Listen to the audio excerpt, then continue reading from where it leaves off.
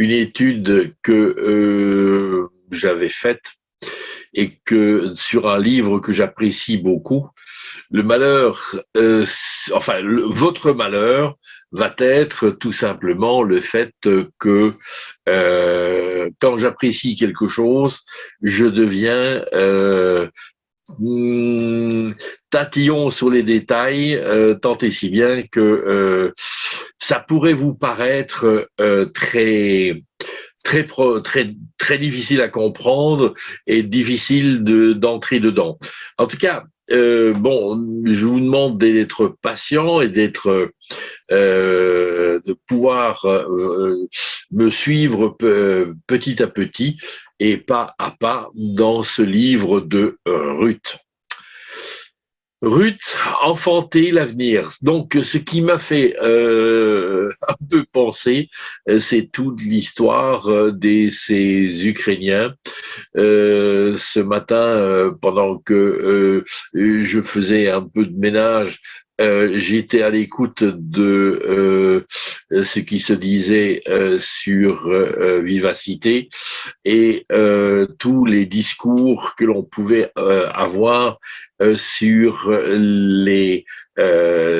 les immigrés, pourquoi autant d'Ukrainiens, pourquoi est-ce qu'on n'a pas accepté les Afghans, les Syriens, enfin bon, bref, si bien que quand on est là-dedans, on entend tous les discours les plus radicaux et les plus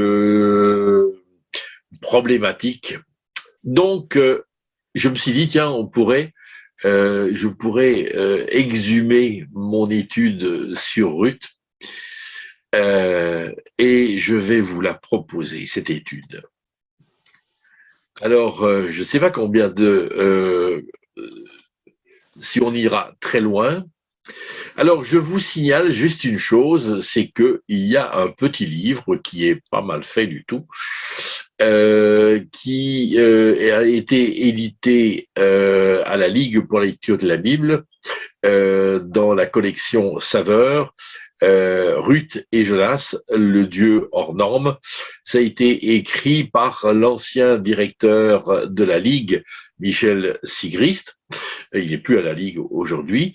Et le petit livre, en fait, on peut l'avoir à 3 €, ce qui est un prix très, très démocratique, et c'est pas mal fait. C'est pas mal fait. Bon, on survole, hein, ce n'est pas de l'étude biblique, mais on survole, mais il y a des choses qui sont intéressantes.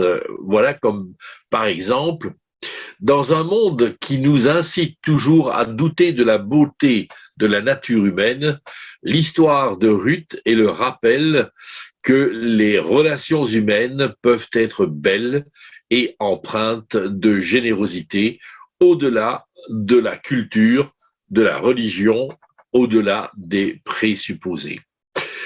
C'est les pages d'entrée de ce livre, et donc c'est signé Michel Sigrist. Alors, Ruth, il faut que nous puissions d'abord situer le livre de Ruth dans la Bible. Le livre de Ruth dans la Bible, c'est le 8e livre selon l'ordre de la Vulgate. Donc, en fait, Saint Jérôme, lorsqu'il a traduit la Bible de la Septante en latin, donc en langue vulgaire, c'est pour ça que ça s'appelle la Vulgate, il l'a laissée à l'emplacement où elle se trouvait dans la Bible des Septante. La seule chose, c'est que un petit peu après, l'ordre va être changé. Mais je vais continuer. C'est le 3e livre historique entre Juges et Samuel. Donc, dans les livres historiques, ce que nous appelons, nous, les livres historiques, c'est Josué, Juge, et puis le livre de Ruth, et ça commence l'histoire de Samuel. La seule chose, c'est que en 92 après Jésus-Christ, souvenez-vous, il y a un grand problème au niveau du judaïsme. En fait, il y a eu une révolte qui a été combattue et où les Romains ont chassé en 70 les Juifs d'Israël et du territoire. Ils ont détruit le temple, ils ont emporté la Ménorah. Et puis alors, en 92, il y a eu une concertation entre les grands rabbins de l'époque à Jamnia pour se dire, mais en fait, il y a toutes sortes d'écrits qui circulent, et notamment les écrits du Nouveau Testament, que nous ne pouvons pas accepter. Donc il faut que nous fassions une sélection, et il faut que nous donnions vraiment un ordre à la Bible.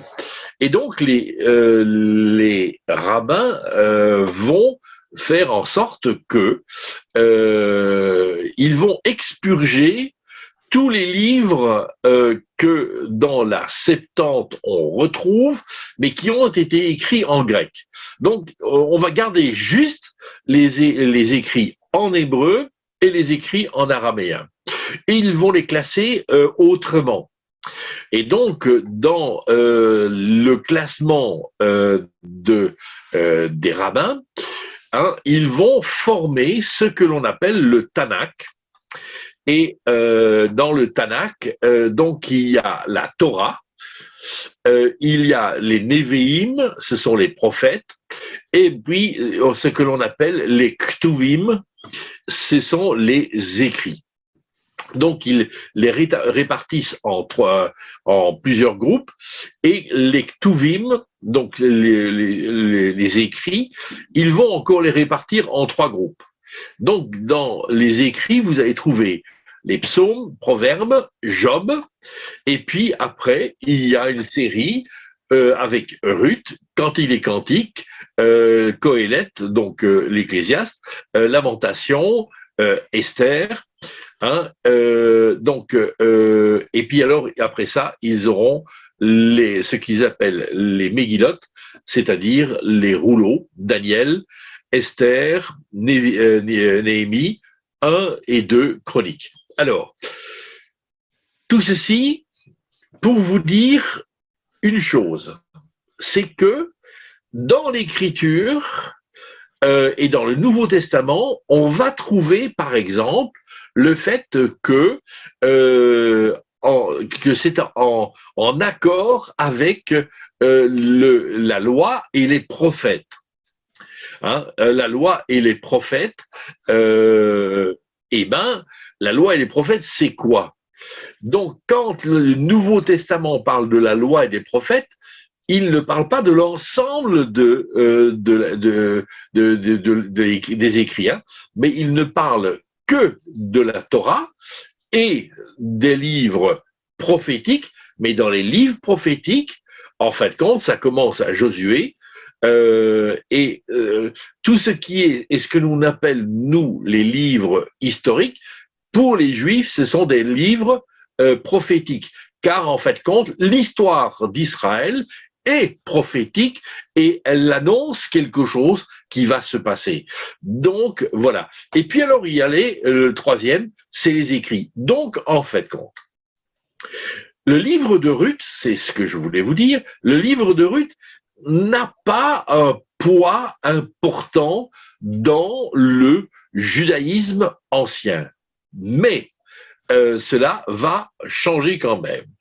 Car, en fait, avec les siècles, Ruth est lue dans les synagogues à la fête de Shavuot, donc la fête de Pentecôte, que l'on la Shavuot, c'est aussi, on appelle ça aussi la fête des semaines ou la fête des prémices des moissons. Tout simplement parce que dans le livre de Ruth, on parle de la moisson, hein, des orges. Et donc, en fait compte, on va relire le livre de Ruth et on va le relire au moment, donc, dans le temps de la période de Pentecôte. La période de Pentecôte, c'est une fête qui dure 7 jours, hein, et c'est dans ce temps-là que l'on va relire le livre de Ruth. Alors, Ruth, un titre, un des deux livres qui comporte un nom de femme. Quel est l'autre livre? Ouais, c'est Esther, effectivement. Qui est l'auteur du livre de Ruth?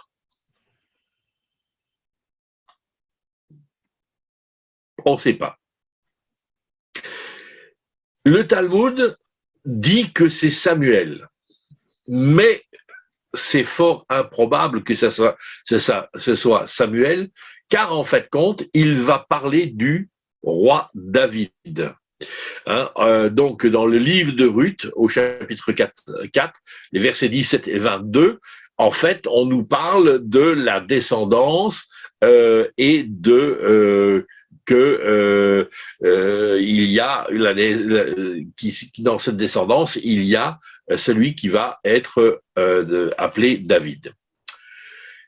Donc, on ne sait pas qui est celui qui a écrit. On pense que quelque part, donc le livre de Ruth daterait plus ou moins de l'accession au trône de David. Allez, question pour un champion.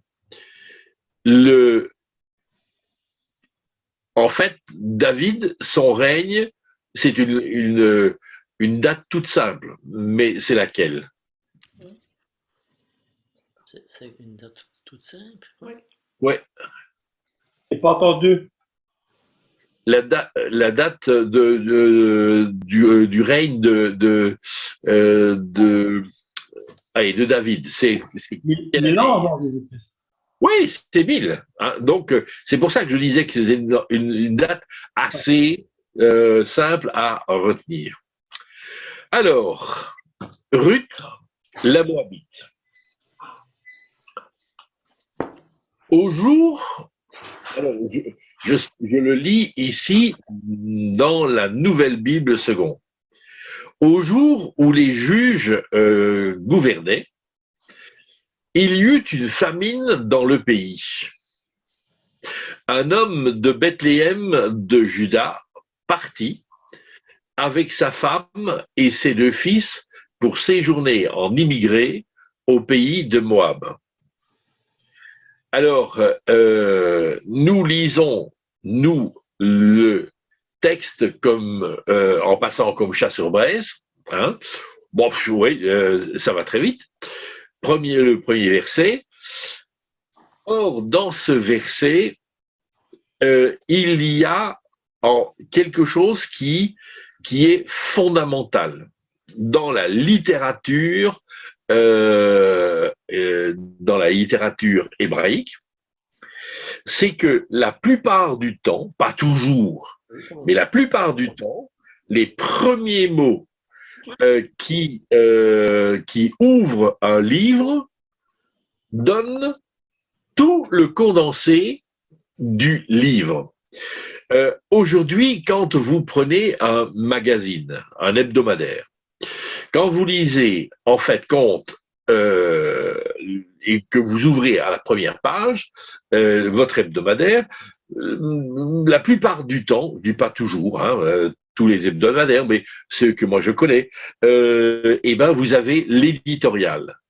L'éditorial, c'est le mot que celui qui a en responsabilité la ligne éditoriale du magazine, écrit. Et qu'il va, dans son éditorial, il va vous introduire dans toute la réflexion qui va se passer dans le livre, dans l'hebdomadaire. Eh bien, dans les livres de la Bible, c'est bien souvent la même chose. La seule chose, c'est qu'il faut comprendre ce qui est dit au tout début. Et ça, c'est pas du tout évident à comprendre. Parce que, parfois, c'est très hermétique. Alors, première des choses que nous devons, sur lesquelles nous devons nous arrêter, c'est tout d'abord, toujours, mais pas seulement pour Ruth, mais pour tous les textes que nous lisons, quel est le cadre historique dans lequel va se passer cette histoire, le récit de Ruth. Alors, je vous le donne en traduction littérale. Et il fut, Vaïkra, et il fut au jour où les juges jugeaient. Alors, en tant qu'Européens, aimant Victor Hugo et autres grands écrivains français, qu'est-ce que vous dites de cette phrase?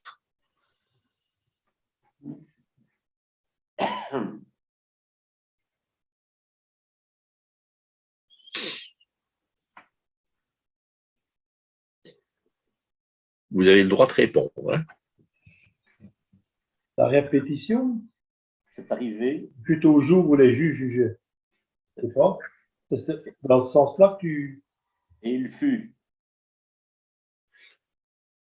Et il fut, donc cela arrive au jour où les juges jugeaient. Alors, il y a une des choses, d'abord, qui est symptomatique. C'est Vaïkra, et il fut. C'est le même début que pour le livre d'Esther. Ça, c'est la première des choses. Mais Vaïkra, c'est en fait compte la continuité de quelque chose. Et quoi? Parce que si vous ouvrez le livre de Ruth, dans votre Bible, c'est la continuité de quoi? Les juges. Alors voilà. Donc, en fait, vous allez devoir vous mettre en accord et vous dire que c'est quelque chose qui suit le livre des juges. Et comment est-ce que le livre des juges se termine? En ces jours-là, il n'y avait pas de roi en Israël, chacun faisait ce qui lui convenait. On reviendra sur ça. Mais ce qui est important, c'est que le livre de Ruth, le premier verset, nous accroche et nous ramène à la fin du livre du livre des juges. Et donc, ça nous donne déjà quelque part la perspective dans laquelle, en fait compte, va se passer l'histoire. Et vous allez comprendre mieux alors le problème. Il fut au jour où les juges jugeaient. Alors, ça, c'est de nouveau un système littéraire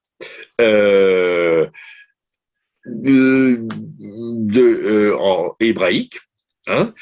On répète le verbe qui a donné naissance au sujet qui précède le verbe. Donc, il y a une espèce de redondance, de répétition. Et lorsque l'on répète les choses, ce n'est pas du tout comme en français, où mon prof de littérature me corrigeait en me disant Monsieur, vous avez dans votre dissertation répété le mot alors que 3 lignes plus haut, vous le disiez déjà. Quand en hébreu on fait ce genre de choses, ça veut dire que là, il y a un gros problème. Donc,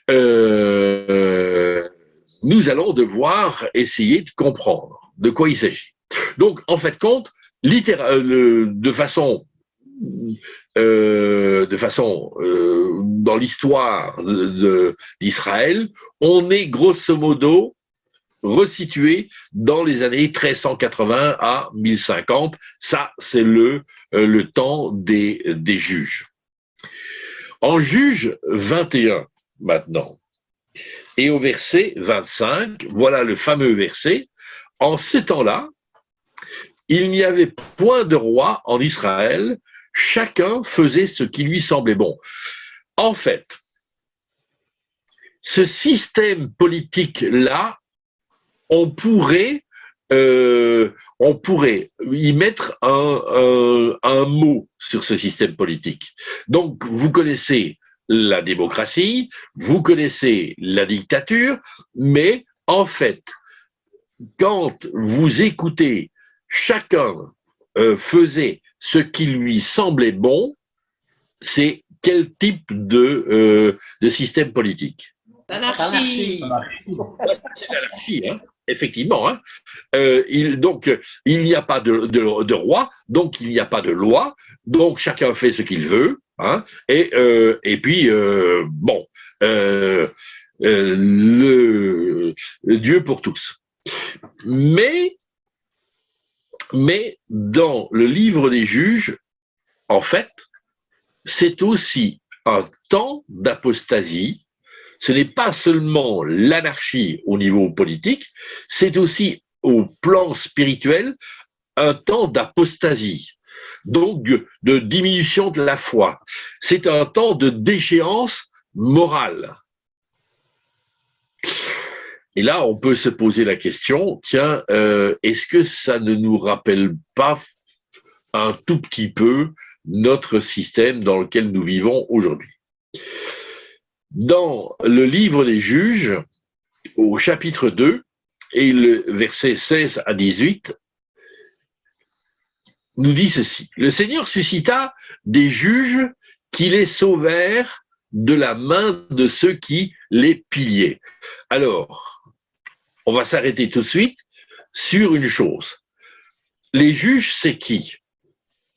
Alors, là, de nouveau, nous avons un problème avec le français. Car en fait, quand vous allez à la rencontre d'un juge, vous allez le trouver où? Tribunal. Voilà. Et vous allez espérer qu'il sera de bonne composition pour vous dire bon, c'est bon comme ça. Mais s'il n'est pas de bonne composition, il va, en fait, poser un jugement qui va vous amener à une condamnation. Et là, les juges qui les sauvèrent. Alors, c'est bizarre, c'est quoi un juge dans la Bible? Personne qui gouverne. Alors, ce n'est pas quelqu'un qui gouverne. Mais tu n'es pas loin.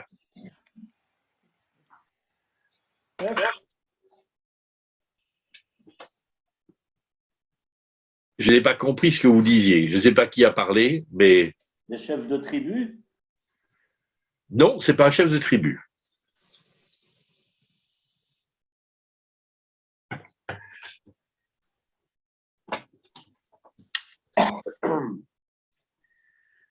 Les juges dans la Bible, c'est quoi? Ce sont des chefs qui sont à la tête et qui gouvernent un peu comme un roi. Non. Il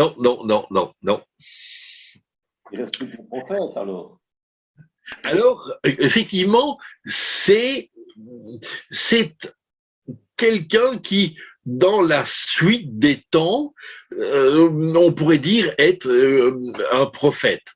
Mais en fait, compte, les juges, ce sont des leaders charismatiques. Donc, c'est quelqu'un à qui le Seigneur confie une mission et lui donne la capacité de pouvoir accomplir cette mission et avoir des capacités qui sont parfois même un petit peu surnaturelles. Donc, les juges, ce sont des leaders charismatiques. Ce qui est intéressant, vous en connaissez plusieurs dans le livre des juges de leaders charismatiques comme ça? Allez, des noms. Josué, c'était un juge. Ah oui, non, Josué n'est pas dans le livre des juges.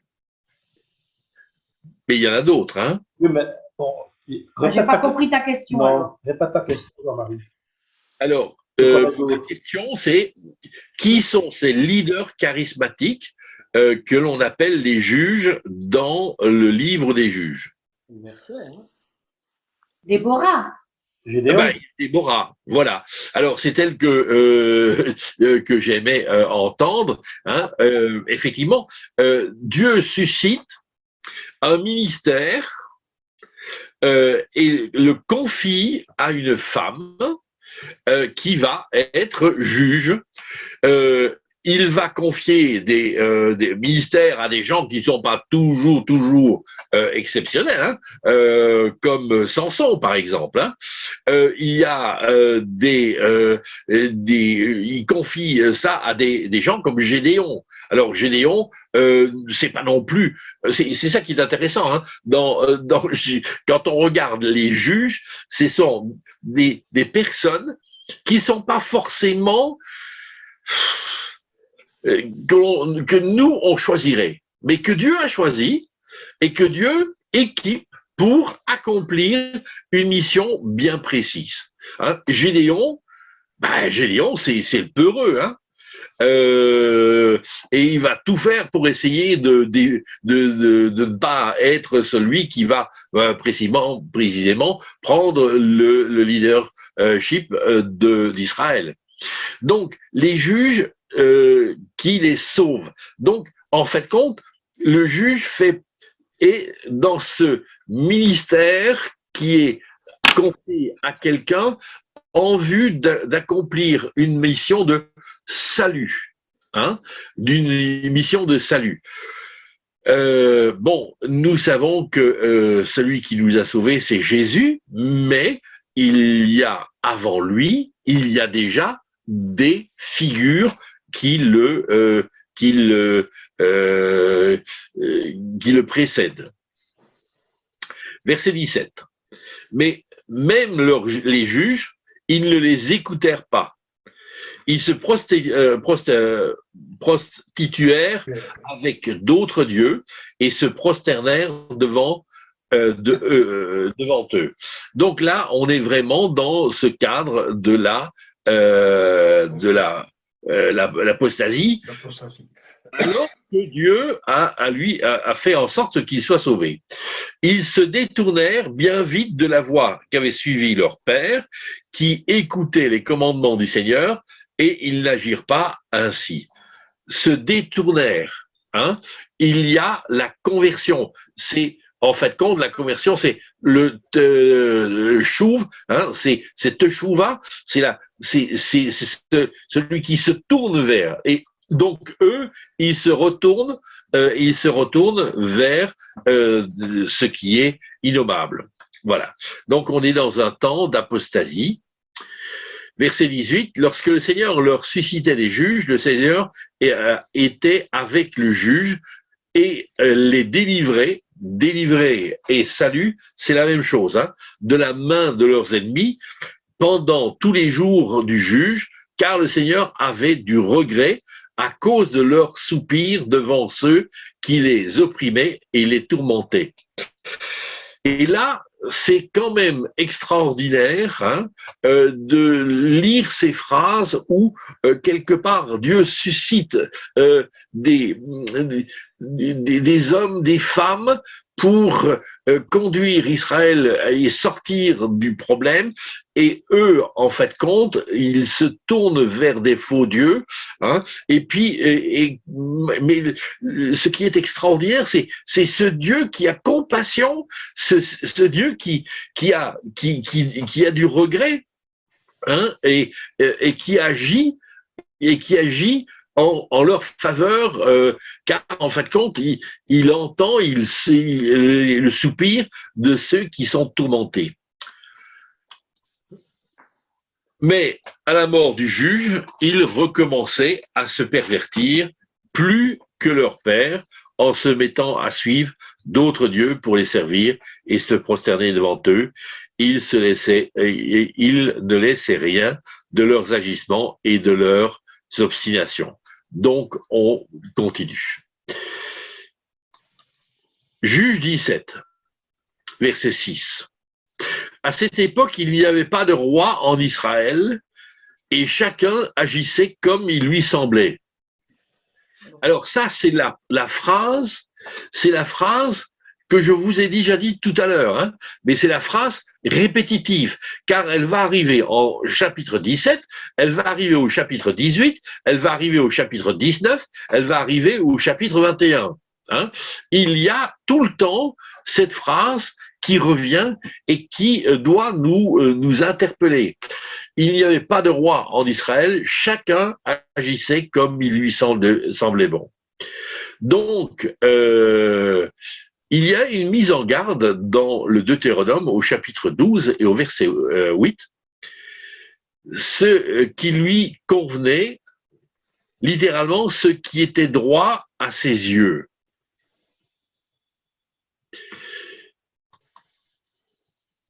Donc on est dans une période d'extrême désordre. Ce qui me semble, enfin, pour prendre le cas d'Israël, agissait comme il lui semblait bon. On se retrouve à peu près dans le même système que au Jardin d'Éden, où Dieu dit tu ne mangeras pas du fruit de l'arbre qui est au milieu du jardin. Et quand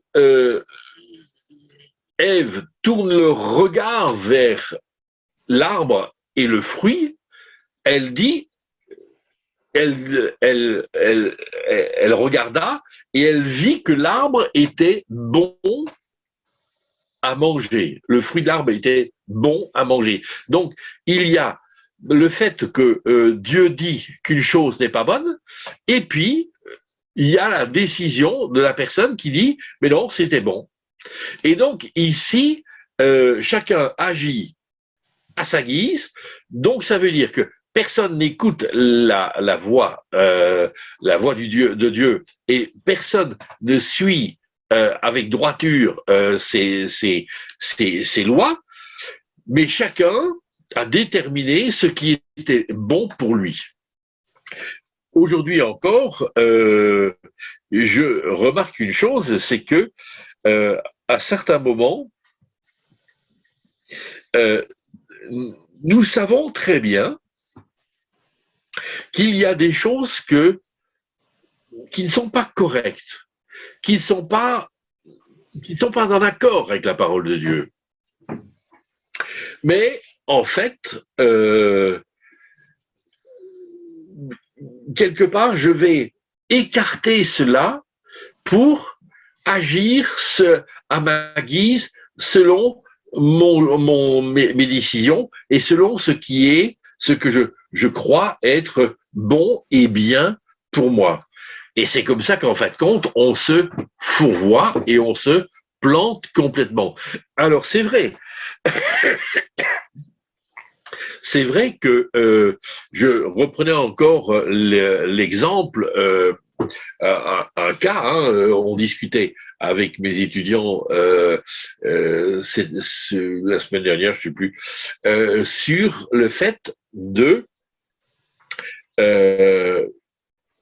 où l'Écriture confie aux parents l'éducation des enfants. L'éducation des enfants, donc, c'est le fait de les amener à découvrir Jésus. Et en fait, comment fonctionne un enfant? Comment fonctionne un enfant? La plupart du temps, il va simplement regarder comment vous faites. Et si ce que vous faites est en accord avec ce que vous dites. Et donc, un enfant qui, à partir de l'âge de 7 ans et de 8 ans, c'est l'âge où l'enfant entre dans cette dimension de l'équité, de la justice. C'est quelque chose d'extrêmement important pour lui. Et en fait, il va tout le temps mesurer votre comportement pour vous dire, tiens, dans ce cas-là, il dit ça, mais il fait ça. Donc, il n'est pas juste. Là, il est juste. Et dans ce cadre-là, nous en étions à dire, au fond, le problème, c'est que bien souvent, nous disons, il y a un interdit dans la Bible, c'est l'interdit de se marier avec quelqu'un qui n'a pas la même religion.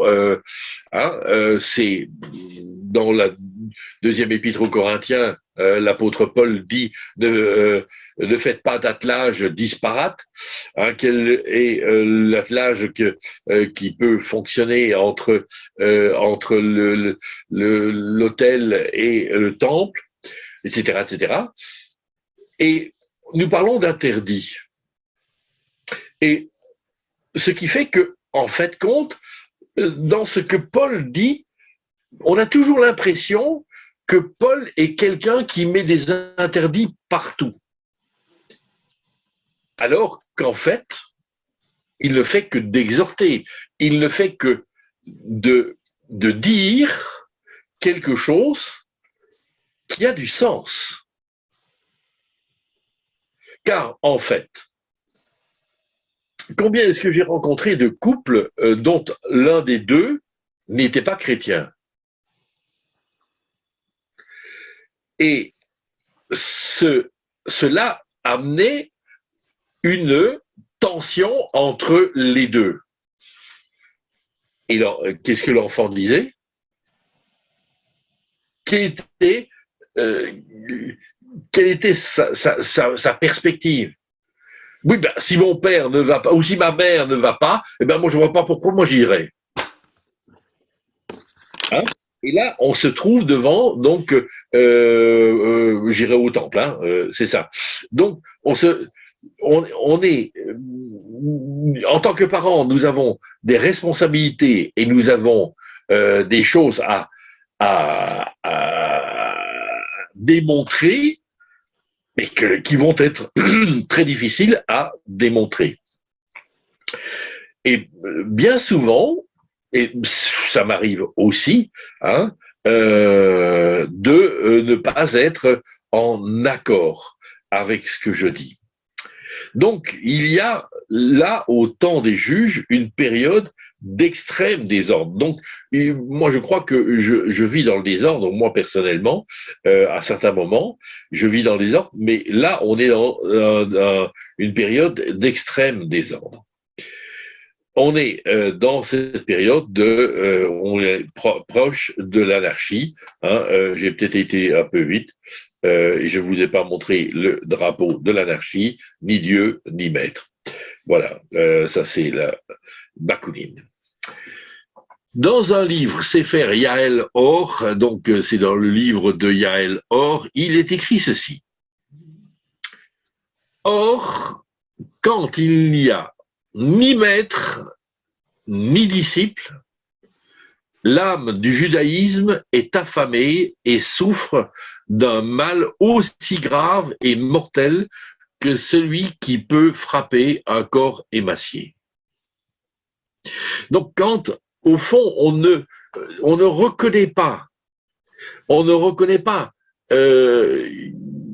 de qui on est et de qui on dépend, et que nous ne sommes pas dans une relation comme cela, eh ben, en fait compte, dit Yael Or, eh ben, c'est tout simplement le judaïsme qui devient affamé. Donc, on perd de sa qualité jusqu'à en fait compte, en mourir. Et là, j'ai repris une gravure de la multiplication des pains, car au fond, qu'est-ce que Jésus fait? Pourquoi est-ce que, à un moment donné, il a compassion de toute cette foule qui n'a pas de berger, hein? Et au temps de Jésus, ben, Jésus va prendre vraiment en compassion tous ces gens qui n'ont pas de berger, qui n'ont pas de guide, qui ne savent pas où aller et comment vivre. Donc, Ruth, ça va, vous me suivez toujours, hein, vous n'êtes pas encore perdu, hein? Je vais essayer de ne pas vous perdre de trop. Ruth, chapitre 1, le cadre géographique et historique, on a une famine. Alors, il y a une chose, c'est que, pour moi, c'est pas un famine, hein, il faudrait mettre, c'est une. J'ai fait une faute de. Donc, la famine n'est pas quelque chose d'inconnu dans la Bible. Avant Ruth, à quel moment est-ce qu'on parle de la famine? En Égypte. Ah non, ça c'est après Ruth.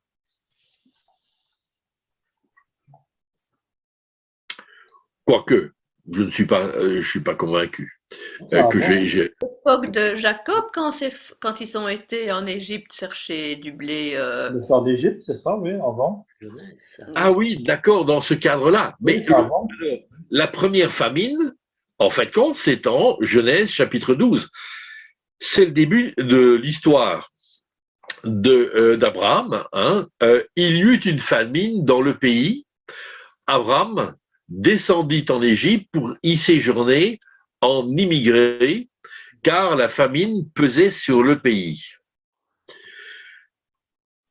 Et j'ai souligné immigré parce que, en fait, il y a en hébreu, il y a deux sortes d'immigrés. Hein, et ça, je vais vous expliquer après. Et c'est ici, on utilise le même verbe guerre que le même mot guerre que pour Ruth. Donc, Abraham descendit en Égypte pour y séjourner en immigré, car la famine pesait. Et puis, plus tard, on va avoir Genèse 26, 1. Il y eut une famine dans le pays. En plus de la première famine qui avait eu lieu au temps d'Abraham, Isaac alla chez Abimelech, roi des Philistins, à Guérar. Le Seigneur lui apparut et lui dit: ne descends pas en Égypte. Donc ici, on a déjà deux famines, une où Abraham est descendu, mais la deuxième, Isaac ne va pas pouvoir descendre. Ne descends pas en Égypte, demeure dans le pays que je te dirai, séjourne en immigré dans ce pays-ci. Donc, on n'est pas encore dans le pays que le Seigneur a donné, hein. Mais ils y séjournent en tant immigrer. En tant que guerre, c'est donc toujours le même mot. Je serai avec toi et je te bénirai, car c'est à toi et à ta descendance que je donnerai tous ces pays. Je tiendrai aussi le serment que j'ai fait à Abraham, ton père. Donc, nous sommes dans un cadre géographique avec une famine. On part ou on ne part pas? Bethléem. Ça veut dire La traduction de Bethléem, la maison du pain, c'est la ville qui sera la ville natale de David. Hein. Alors, il y a une famine dans la maison du pain, dit l'Écriture. Et bizarrement, le premier verset dit un homme de Bethléem de Juda, et il précise Juda. Donc Juda, c'est 10 kilomètres. Là aussi, il manque un mot. C'est 10 kilomètres près de Jérusalem. Mais Juda, c'est aussi un mot qui a une signification. Ce mot vient de Genèse chapitre 29, verset 35. Léa fut encore enceinte et mit au monde un fils. Et elle se dit, cette fois, je célébrerai le Seigneur, c'est pourquoi elle l'appela du nom de Judas. Elle cessa alors d'avoir des enfants. En fait, compte, Judas, c'est celui qui est où on est comblé. On est comblé, on a tout.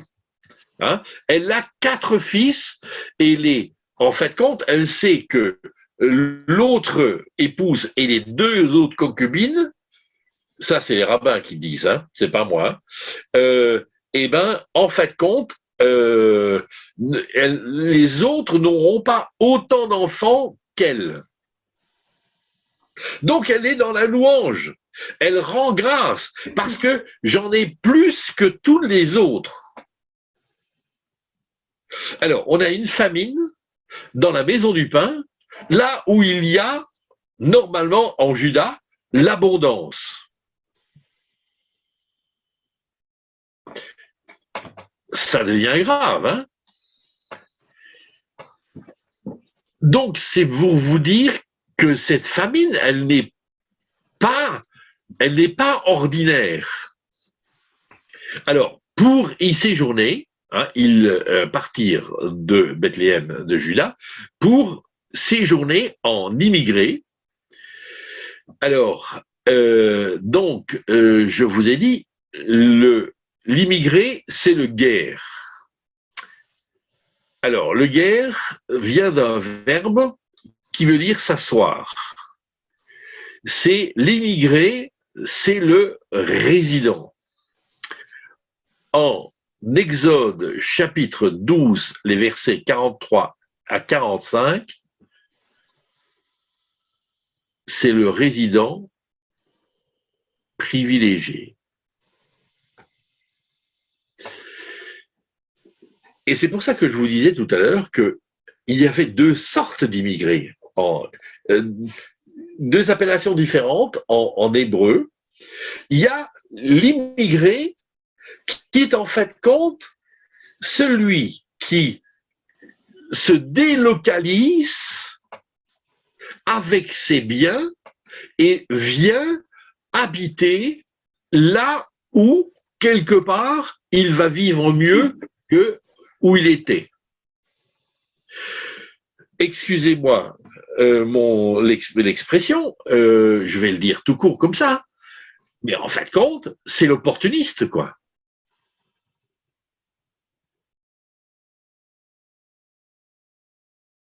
C'est l'opportuniste.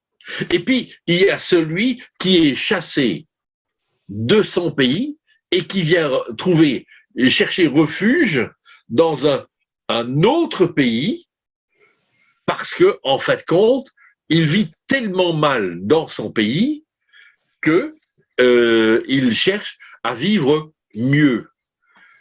Le guerre, ce n'est pas du tout ça.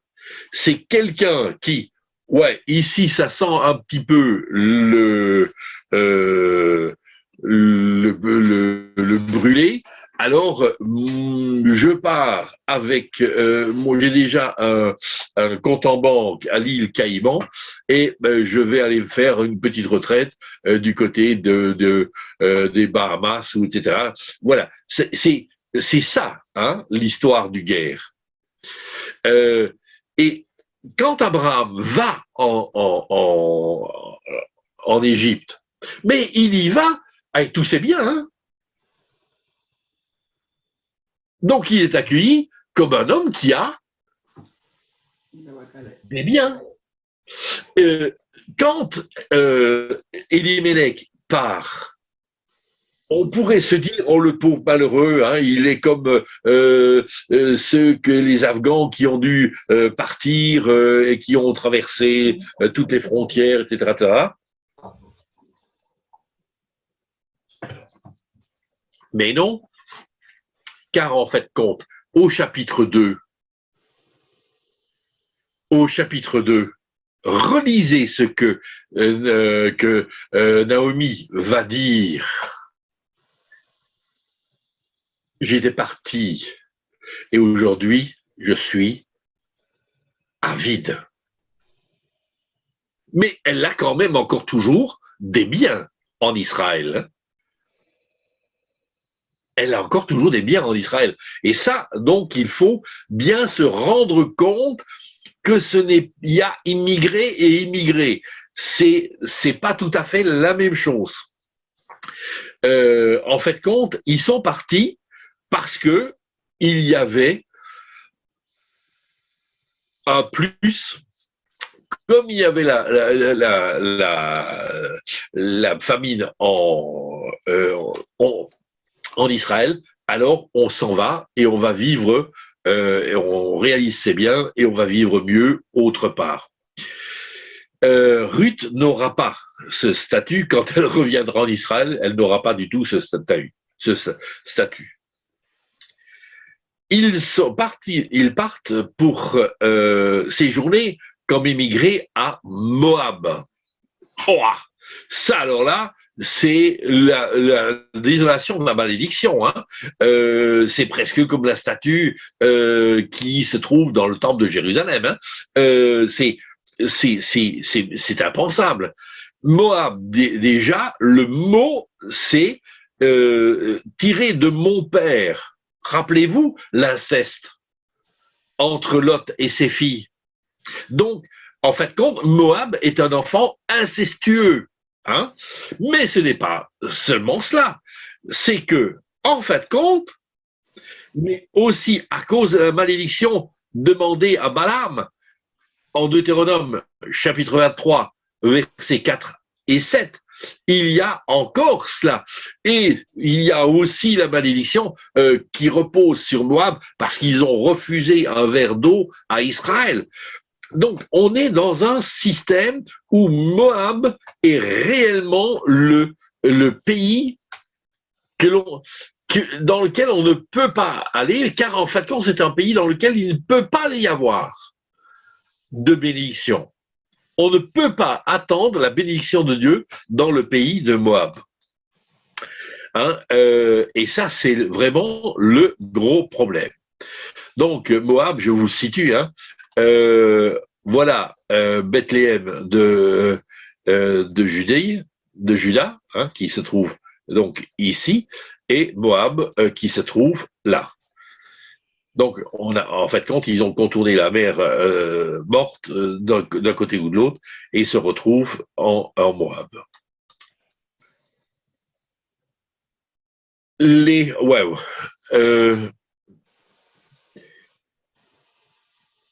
vais m'arrêter ici. On est à 21h02 là. Donc j'ai fait un verset aujourd'hui. Je pense que on va le laisser comme ça et je continuerai la prochaine fois sur toute la série. Et vous allez voir combien, en fait, compte. Donc, pardon, ce verset 2, il nous en dit autant. Quand on essaie de le comprendre, et on va se retrouver devant vraiment un énorme problème. Et nous allons voir, et c'est ça qui est extraordinaire, comment avec cette démarche de Ruth, toute la perspective, tout l'avenir change, et même Ruth, la Moabite, alors qu'il ne peut pas y avoir de bénédiction en Moab, Ruth, la Moabite, elle va être intégrée à la descendant, dans les ascendants de Jésus. Hein? Et ça, c'est extraordinaire. Hein? Comme quoi, la grâce de Dieu peut changer complètement l'histoire des hommes. Amen. Je continue plus tard.